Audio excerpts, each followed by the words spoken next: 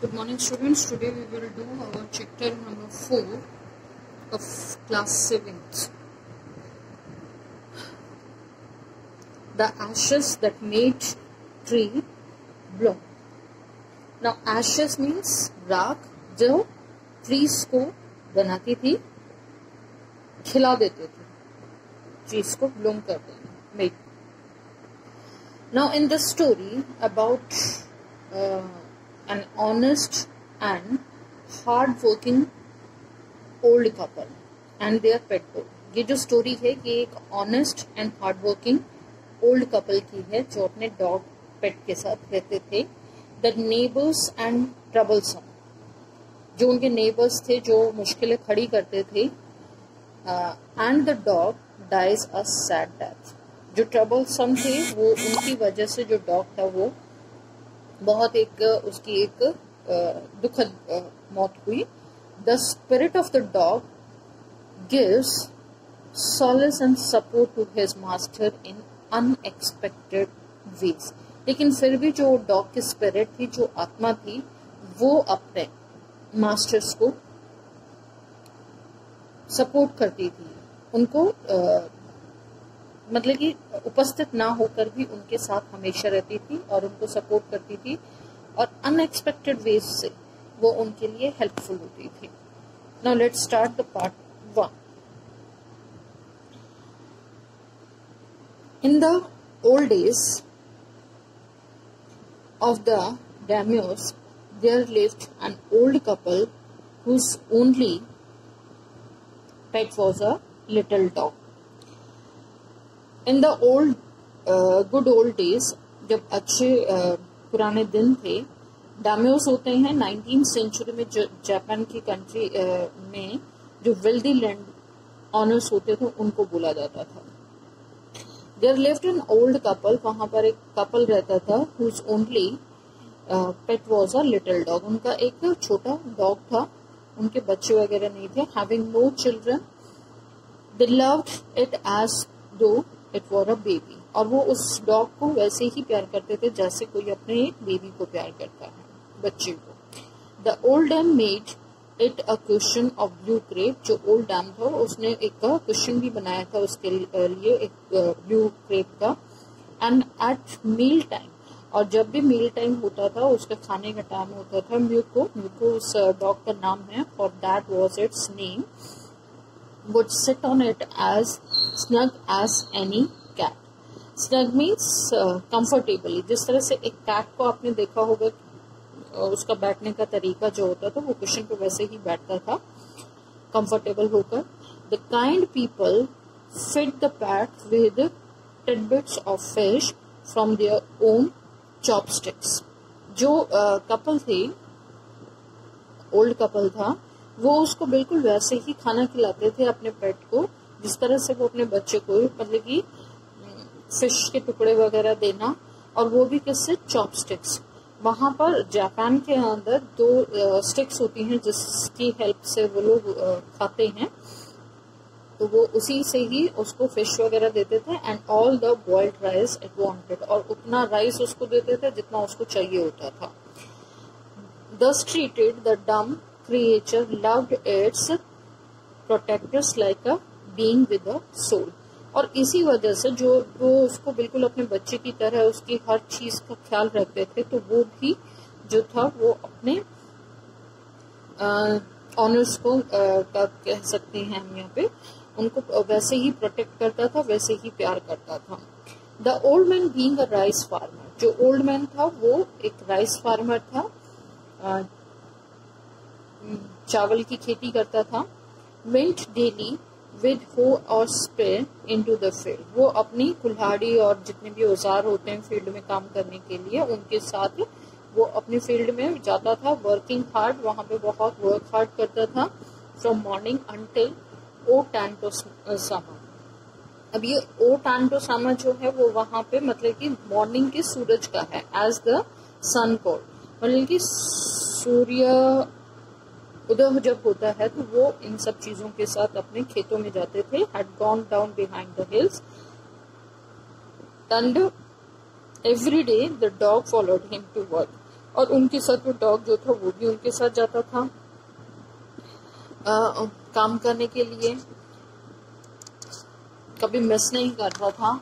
Never harming the white horn that walked in the footsteps of the old man to pick up the worms. और वो जो harming the white heroine थे उनको कभी भी वो चलते वक्त अपने फुटस्टेप से हार्म नहीं करता था. And pick up the worms, और जितने भी वहाँ पे कीड़े वगैरह अगर उसके पैरों में आते थे उस ओल्ड मैन के, तो वो उनको पिकअप करता था. For the old fellow was patient and kind to everything that had life. वो जो ओल्ड फेलो था वो बहुत ही ज्यादा पेशेंट, मतलब कि बहुत ही शांति प्रिय और काइंड, दयालु था, शांति में और दयालु था हर एक चीज के लिए अपनी लाइफ में. And often turn up suit on purpose to give food to the birds.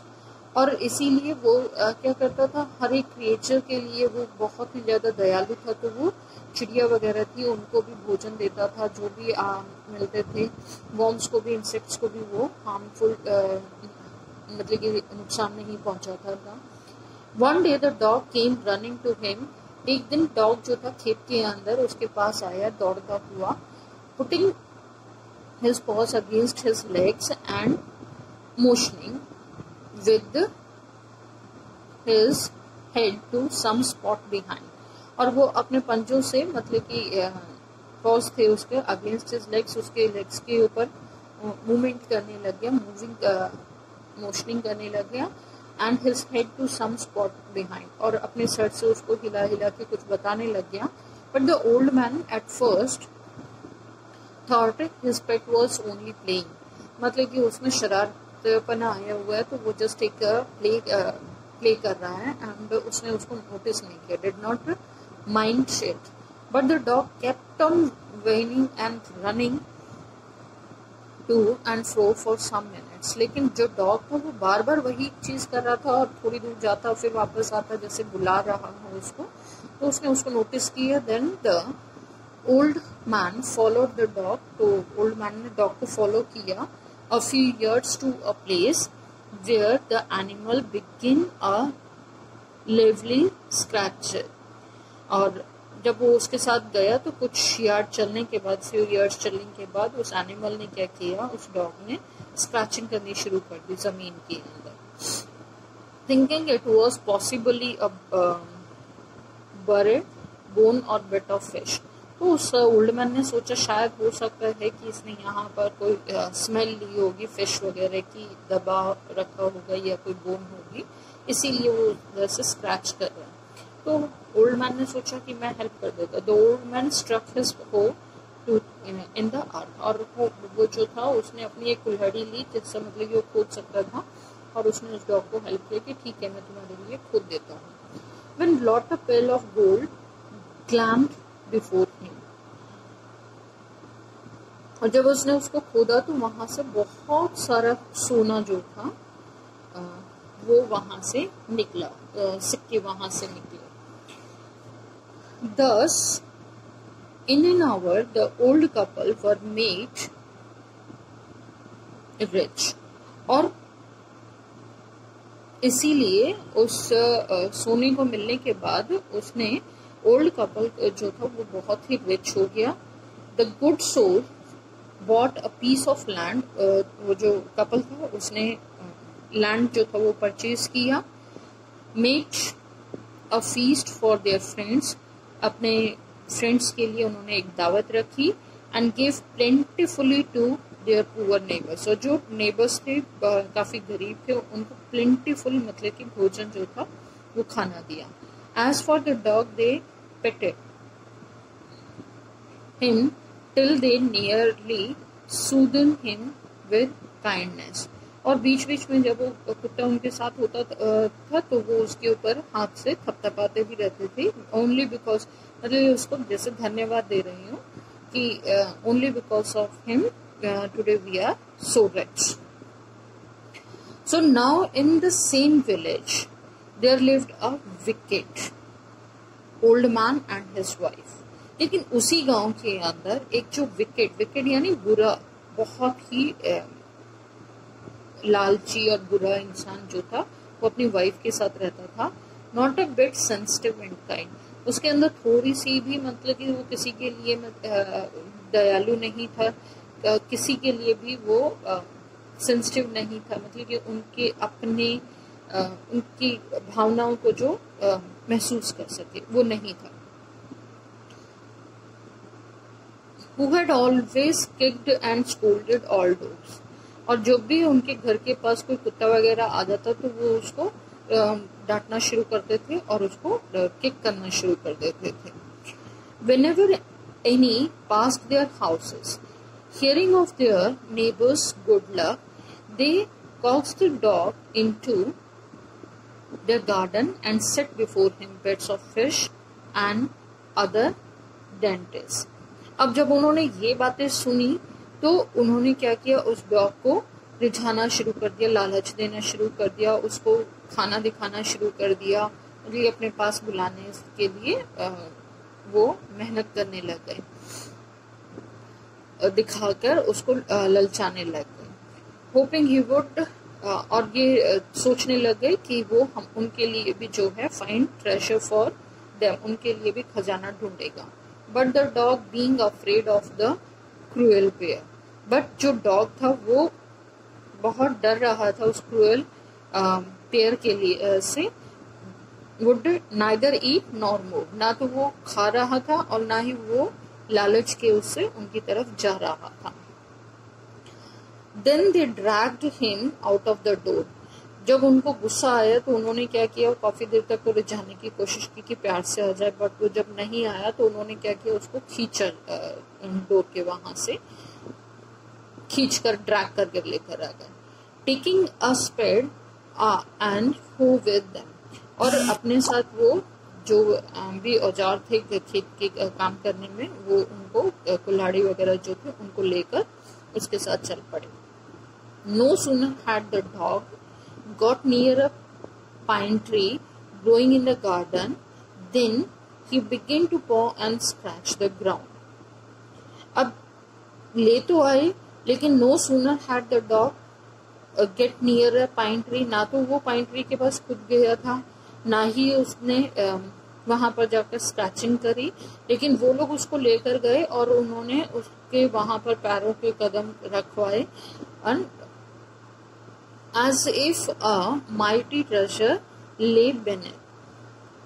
So उसने ऐसा कुछ भी नहीं किया जो उसने पहले अपने ऑनर के साथ किया था. Quick wife, hand me the spade and hoe.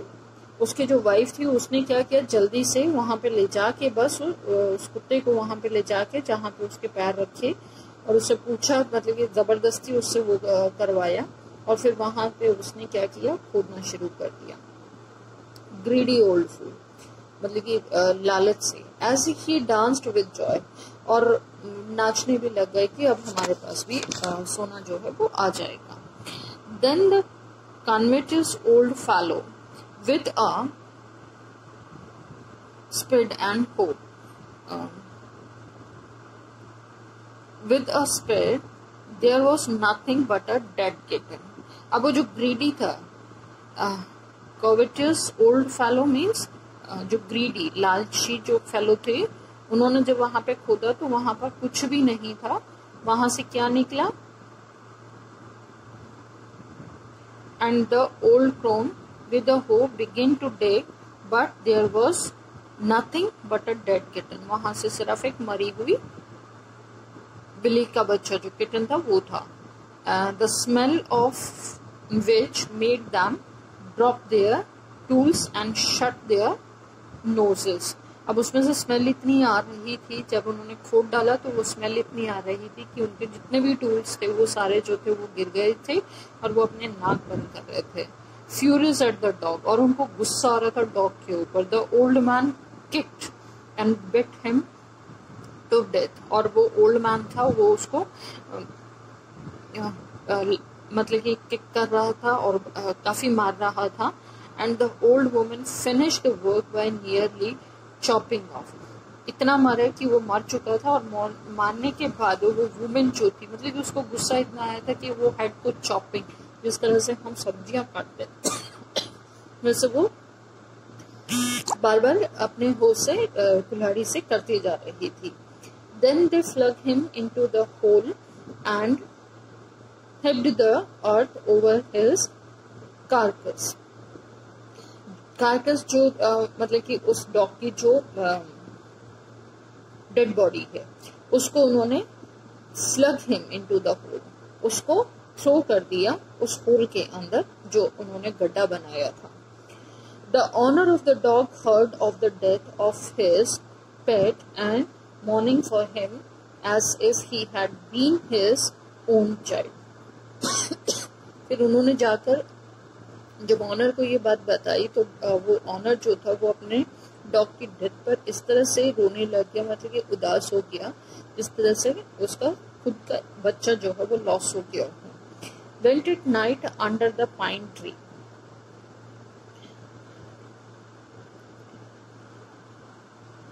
उस पाइन ट्री के पास जाकर वो काफी रोता था और उदास बैठ रहता था. He set up some bamboo tubes in the ground such as are used before tombs. और उसने वहां पर पाइन ट्री के पास जो थे वो कुछ बैम्बू स्टिक्स जो थे वो लगा दिए, और जिस तरह से आप वो और उसकी वहां पर वो स्टैचू टाइप वो बना दिया कि ये उसके मजार है. जब मर जाते हैं लोग तो वहां पर उनके ग्रेवी बना देते हैं.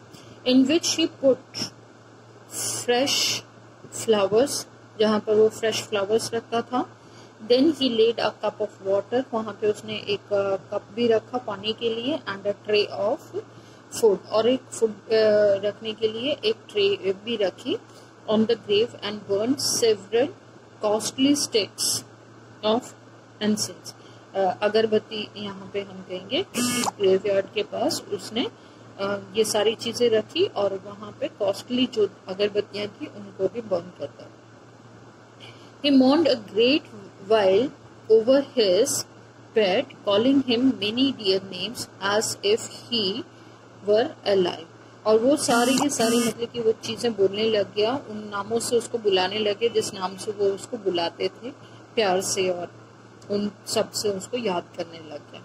That night the spirit of the dog appeared to him in a dream and said, जब वो रात को मतलब कि उसका वो अंतिम संस्कार के जब वो दिन खत्म हुए तो दैट नाइट जब वो सो रहा था तो डॉग की जो स्पिरिट थी, आत्मा थी, वो अपीयर हुई उसके सपनों में, ड्रीम्स में, एंड सेड, और उसने कहा कि cut down the pine tree, तुम वो पाइन ट्री को ना कट करो, ओवर माई ग्रेव, जो मेरी ग्रेवयार्ड के पास है, and make from it a mortar, और तुम उससे एक मॉर्टर बनाओ.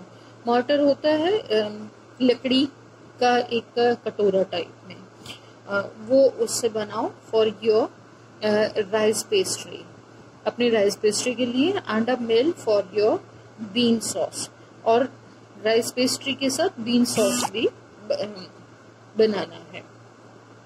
So the old man chop down the tree, old man ने नेक्स्ट डे क्या किया, वो चॉप डाउन किया और मतलब ये ट्री जो था वो कट किया, and cut out of the middle of the trunk section about 2 feet long, और उसने वहां से उसको जहां से वो कटोरा टाइप में बन सकता है, मतलब कि जॉइंट्स जहां से होते हैं वहां से थोड़े से ऊपर से उसने कट किया with great labour, party by fire, और उसको आग जला के उसको अलग किया, as big as a small bowl, और एक छोटी सी बाउल बनाई जितनी बड़ी उससे बन सकती थी. He then made a long handled hammer of wood, और उसने एक हैमर भी बनाया उसके साथ, उस बाउल के साथ, क्योंकि उसने कहा था वो सारे के सारे जो राइस पेस्ट्री है और जो बीन्स है सॉस है वो उसकी के अंदर डालना है, तो उसी से ही उसने वो सारी हैमर भी उसी से बनाया वुड से, such as is used for pudding rice. Rice को मतलब कि बारीक करने का, पीसने के लिए। व्हेन न्यू ईयर्स, इधर हम कह सकते हैं जिस तरह से हम लोग यूज करते हैं ना अदरक पीसने के लिए जो यूज करते हैं,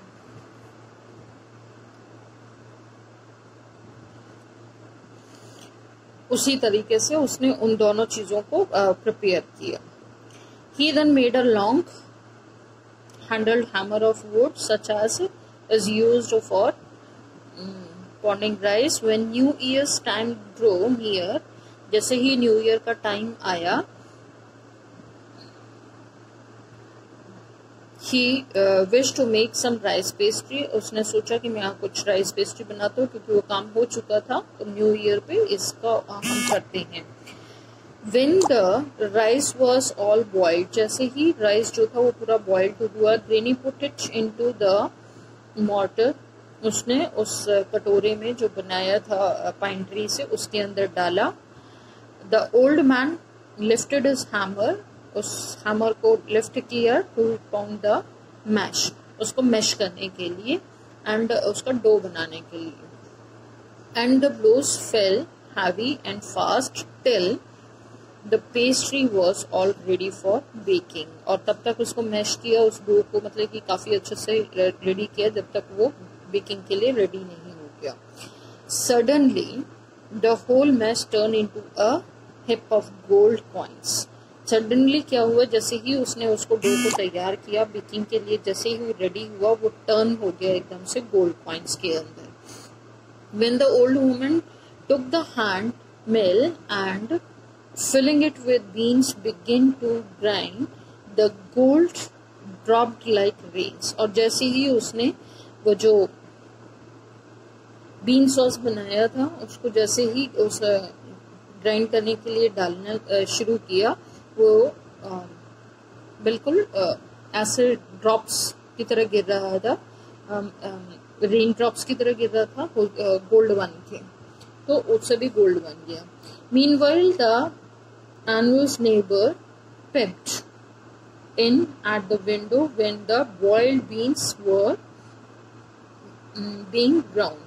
मीनवाइल जो था वो उसके नेबर्स जो बुरे नेबर्स थे वो झांक रहे थे और वो ये सारी चीजें देख रहे थे। सो goody me, cried the old hag as she saw each dripping of sauce turning into yellow gold, until in a few minutes the tub under the mill was full of shining mass of gold. अब जो old man था, जो अच्छे लोग थे, वो लोग खुश हो गए और देखा कि बहुत ही जल्दी वो पूरा का पूरा जो वहां पे टब था वो सारा का सारा गोल्ड से चमक रहा था। So the old couple were rich again, और ये जो ओल्ड कपल था वो और भी रिच हो गया। The next day the stingy and wicked neighbours came and borrowed the mortar and magic mill. अब वो झांक रहे थे, उन्होंने सारा प्रोसीजर देख ही लिया था, तो वो लोग नेबर फिर से आए और वो मॉर्टर और मैजिक मिल जो था वो मांगने लग गए। They filled one with boiled rice and the other with beans. उन्होंने भी वैसे ही किया, वही बॉइल्ड राइस डाले और मील्स डालना। Then the old man begin to pound and the women to grind, और वैसे ही वो पाउंड करने लग गया, मैश करने लग गया और वो ग्राइंड करके उसमें डालने लगी। But at the first blow and turn the pastry and sauce turn into a foul mash of worms. लेकिन जैसे ही उन्होंने भी वही प्रोसीजर किया, लेकिन वहां उनके घर में क्या हुआ, क्योंकि वो लालची और बुरे लोग थे, तो उनके घर के अंदर क्या हुआ, वहां पे बहुत सारे गंदे कीड़े जो थे वो बनने शुरू हो गए। Still more Angry at this, they chopped the mill into pieces to use as firewood. और उन्होंने जैसे ही उन किडों को देखा तो उनको गुस्सा आ गया और उन्होंने क्या किया, वो जो मॉर्टर था और जो हैमर था उसको तोड़ दिया आग जलाने के लिए. So this is the first part. Come to the second part. Not long after that, इतना सब कुछ होने के बाद भी उनको ये नहीं समझ में आ रहा था कि हमें अच्छे काम करने चाहिए. कुछ समय के बाद जो गुड ओल्ड मैन था dream again and the spirit of the dog spoke to him. कुछ समय के बाद जो ओल्ड मैन था उसके ड्रीम्स में फिर से डॉग की जो आत्मा थी वो आई और उसने कहा, telling him how the wicked people had burned the mill made from the pine tree. किस तरह से उन वो जो बुरे लोग थे उन लोगों ने हमारे जो पाइन ट्री से आपने जो बनाया था उसको किस तरह से उन्होंने बर्न कर दिया. तो तुम एक काम करो, take the ashes of the mill, sprinkle them on the withered trees. और तो तुम क्या करो, उसकी सिर्फ जो वो राख हो चुकी है ना, उन्होंने उसको जला दिया तोड़ के, तो उसकी राख ही तुम ले आओ उनसे और उसको तुम बिखेर देना ट्रीज के ऊपर जो सूख चुके हैं. And they will Bloom again. तो वो ट्रीज जो हैं जो सूख रहे हैं क्योंकि वो सर्दी का टाइम था तो पेड़ सूखे हुए थे, तो उनके ऊपर दोबारा से क्या है वो खिल उठेंगे. Said the dog spirit. Dog spirit ने कहा. The old man awoke and went at once to his wicked neighbor's house, where he found the miserable old pair sitting at the edge of their square fireplace. तो सर्दी का time था तो उन्होंने उस लकड़ी को वो जला रहे थे, तो वो विकेड बुरे नेबर्स थे उनके घर पे गया और देखा कि वो लोग वहां पर उसको जलाकर उसके चारों तरफ जो है स्क्वायर में बैठे हुए थे. In the middle of the floor smoking and spinning, और बीच में आग जलाई हुई थी. In from time to time they warm their hands and feet with the blaze from, और बीच बीच में वो कभी अपने हाथों को सेक रहे थे, कभी पैरों को सेक रहे थे. Some bits of the mill while behind they lay a pile of the broken pieces, और कुछ जो broken pieces थे वो साइड में रखे थे, तो उनको बार बार वो आग के अंदर डाल रहे थे कि वो लॉन्ग टाइम तक जलती रहे. The good old man humbly asked for the ashes. तो ओल्ड मैन ने कहा कि मुझे ना आपके ये कुछ राख चाहिए. बड़े ही प्यार से उसने पूछा, तो क्या आप मुझे दोगे? But though the covetous couple turned up their noises at him and scolded him as if he were a thief. लेकिन वो जो बुरे लोग थे, बुरे कपल्स जो था, वो एकदम से टर्न हुआ और मतलब कि बड़ी ही अजीब स्कोल्डिंग, जैसे चिल्लाते हैं या डांटते हैं उस आवाज में उन्होंने उसको बोला उल्टा सीधा, कि जैसे वो चोरी करने आए यहाँ पे. They let him fill his basket with the ashes. लेकिन फिर उन्होंने कहा कि राखी तो है, कोई बात नहीं, ले जाने दो. अच्छा ठीक है तुम भर लो यहाँ से, मतलब कि बड़े ही उससे उन्होंने उसको रबिश वे में बोला. ऑन कमिंग होम, फिर भी वो जो गुड ओल्ड मैन था वो उसको अपने बास्केट के अंदर भर के ले आया. ऑन कमिंग होम, और जब वो घर आया, the old man took his wife into the garden. अपने गार्डन में वो लेकर गया अपनी वाइफ को. इट बिगिंस विंटर का टाइम था. Their favourite cherry tree was bare. जो उनका चेरी ट्री था वो बहुत ज्यादा बेयर हो चुका था. He sprinkled a pinch of ashes on it. उसने जो वो राख लेकर आया था उसके कुछ राख ली और उसको उसके ऊपर उड़ा दिया. And low, it sprouted blossoms into a until it became a cloud of pink blooms with perfumed the air. और जैसे ही उसने डाला तो वो सारा का सारा ऐसे खिल गया, मतलब कि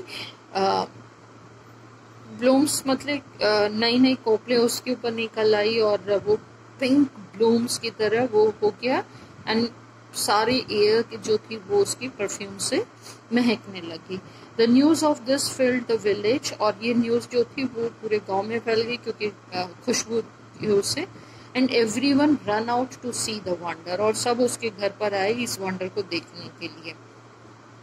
the covetous couple also heard the story, उन्होंने भी सुना। And gathering up the remaining ashes to the mill, उन्होंने क्या किया, ठीक है वो जो राख ले गया, बाकी की राख उन्होंने भी अपनी जो थी वो इकट्ठी की।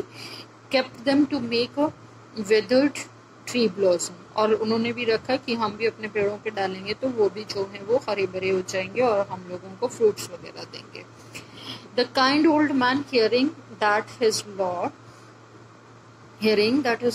The daimyo was to pass along the high road near the village. तो जो ये काइंड मैन था इसने सुना कि मतलब कि रिच तो ये भी था लेकिन और भी जो रिच पर्सन्स थे उसने सुना कि जो लॉर्ड है हम रिचेस का वो यहाँ से हमारे विलेज की रोड से मतलब कि गुजरेगा। तो set out to see him, taking his basket of ashes. As the train approached he climbed up into an old weathered cherry tree that stood by the wayside। तो ये खबर आई वो ये अपना काम बाहर ही कर रहा था, टेकिंग हिज बास्केट, वो अपनी बास्केट लेकर गया, उसके एशेस को डाल रहा था कि हर जगह पे अच्छा मौसम हो जाएगा तो जो आएंगे जो किंग आएगा उसको ये अच्छा लगेगा, लॉर्ड जो आएंगे किंग को बोल रहे हैं। एंड वो पेड़ के ऊपर चढ़ के उसको और ज्यादा वो करने लग गया। Now in the days of the daimyos it was the custom, तो जब ये 17th सेंचुरी का टाइम था उस टाइम पे ये कस्टम मतलब कि रिवाज होती थी, when their lord passed by, जब भी उनका मतलब कि राजा लॉर्ड राजा को बोलते थे पास्ड होगा, for all the loyal people to shut up their high windows, जितने भी लॉयल हैं मतलब कि उसके राज्य में हैं वो उसको अपने जो विंडोज हैं उनको शट डाउन कर देंगे। They even pasted them fast with a slip of paper so as not to come at the impatience of looking down on his lordship। और वो खुद को भी क्या करेंगे मतलब कि अपनी नजरें नीचे करेंगे, कोई भी मतलब कि किंग से नजरें नहीं मिलेगा। All the people along the road would fall upon their hands and knees and remain prostrate until the procession passed by। मतलब कि नीज के बेंड करके बैठ जाना और उस पे हाथ रखना, जो उनका एक कल्चर है उस तरीके से वो उनको रिस्पेक्ट मतलब कि ग्रीट करेंगे।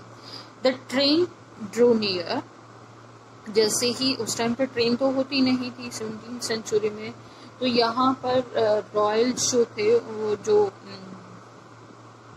कह सकते हैं पालकी में जो जा रहे थे, तो जब वो निकल रहे थे one tall competent man marched ahead. तो उससे पहले क्या होता है कि एक टॉल कॉम्पिटेंट होता है मतलब कि इंसान वो जो वर्कर होता है उसी का, वो आकर पूरे न्यूज वगैरह देता है, जैसे गार्ड्स वगैरह होते हैं। Crying out to the people by the way get down on your knees, और वो पहले ही शोर करना शुरू कर देता है gate down on your knees, gate down on your knees and give respect, greet, and everyone nailed down while the procession was passing। Suddenly the leader of the van caught sight of the aged man up in the tree। इतने में ही उसने देखा कि एक आदमी aged man जो है वो ट्री के ऊपर है। He was about to call out to him in an angry tone। angry tone में उसने कहा कि तुम्हें सुनाई नहीं देता, तुम नीचे आ जाओ। But seeing he was such an old fellow, ये इतना old fellow है, he pretended not to notice him and passed him by. उसने कहा ये इतना ओल्ड है, ये काफ़ी देर में उतरेगा तो इसको ऊपर ही रहने दो, कोई बात नहीं, और वहाँ से चला गया. So when the daimyo's palanquin drew near, जैसे ही आया, the old man taking a pinch of ashes from his basket, अपने बास्केट से उसने ashes निकाले, scattered it over the tree. In a moment it burst into blossoms. और जैसे ही उसने वो राख उन पेड़ों पर डाली, वो एकदम से खिल गए पेड़. The delighted daimyo ordered the train to be stopped. जो daimyo था, क्योंकि वो फ्रेगनेंस उसकी फैली, तो उसने स्टॉप करने के लिए बोला, and get out to see the wonder, और ये चमत्कार देखने के लिए वो नीचे उतरा. Calling the old man to him, उस ओल्ड मैन को बुलाया. He thanked him for order presents of silk robes. Silk robes का जो था उसको प्रेजेंट किया, काफ़ी महंगा होता है, and sponge cake, fans and बहुत सारी चीज़ मतलब रिवॉर्ड्स में दी उसको. Given him. He even invited him to his castle, और अपने महल में भी बुलाया उसको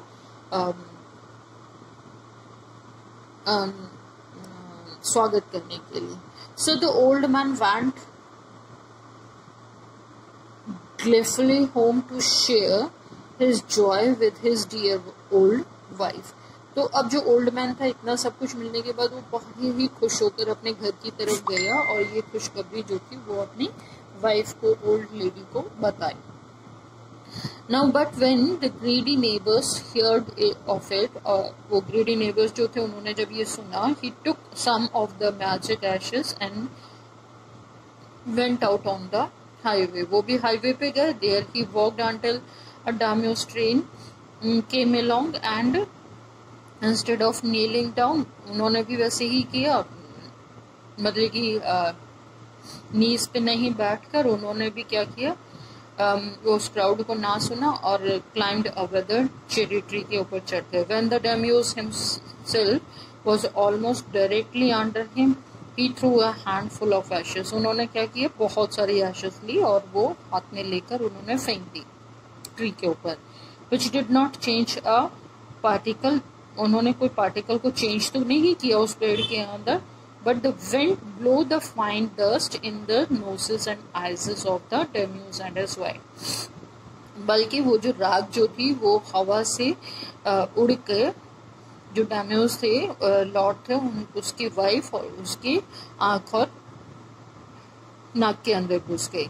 सच स्नीजिंग एंड चॉकिंग, और फिर उनको काफ़ी छींकें भी आने लग गई, और उससे उनकी हालत जो थी वो खराब हो गई थी. It spoiled all the pomp and dignity of the procession, और इससे उनको लगा कि हमारी जो डिग्निटी थी, हमारे जो मतलब कि रुतबा है, वो उसको इन लोगों ने स्पॉइल करने की कोशिश करी है, तो इनको प्रिजन में डाल. The man whose business is it was to cry, get down on your knees, seized the old fool by the collar, और उसको नीज के ऊपर बैठने के लिए बोला, और उसके कॉलर से पकड़ के उसको ड्रैग के खींचते हुए from the tree and tumbled him and his ash basket into the ditch of the road. सारी राख जो थी वो उसकी रोड के ऊपर गिरा दी. Then beating him soundly, he left him for dead, और बहुत बुरी तरीके से उसको मारा, बिल्कुल मरने की हालत तक.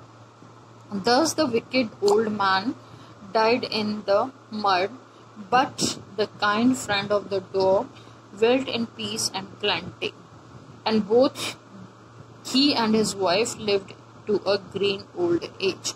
इस तरह से जो wicked old man था उनकी डेथ हो गई, क्योंकि वो बुरे काम कर रहे थे, और जो अच्छे थे उनको डॉग ने काफ़ी हेल्प किया था. तो वो ग्रीन ओल्ड एज मतलब कि अपनी जो ओल्ड एज थी उसमें बहुत ही हेल्दी, एक्टिव एंड प्रॉस्पेरस, मतलब कि पूरी सुकून से, शांति से अपनी लाइफ को जी रहे थे. So this is the story.